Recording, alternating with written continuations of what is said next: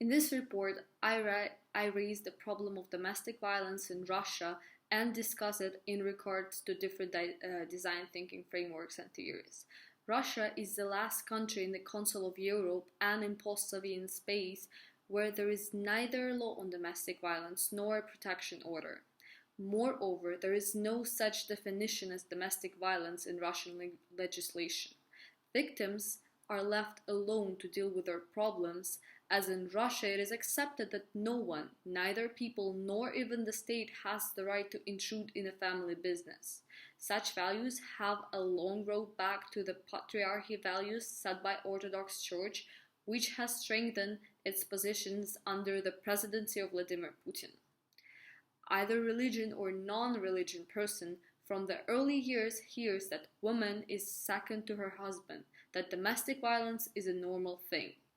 It is written in the Bible, "You are the enemy of your son if you spare the rod." Some of the radical reckon that anyone who disagrees with this is a Satanist and enemy of God, and that a woman must be slightly afraid of her Lord and Master. However, even an average person who is not that close to church will bear these attitudes consciously or unconsciously because of the environment in which they have been raised. Women's situation is worsened by flourished alcoholism and poverty, which are all interconnected and hold women in a closed circle.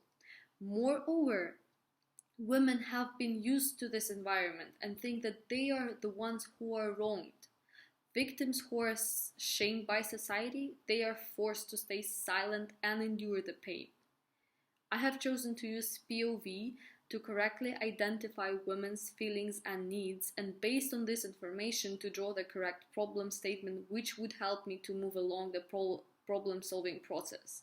The Speedboat framework opened up various obstacles that I may encounter on the way, some of them being rather critical. The orthodox radical values have been passed through decades from generation to generation, strengthened by environment and social tones.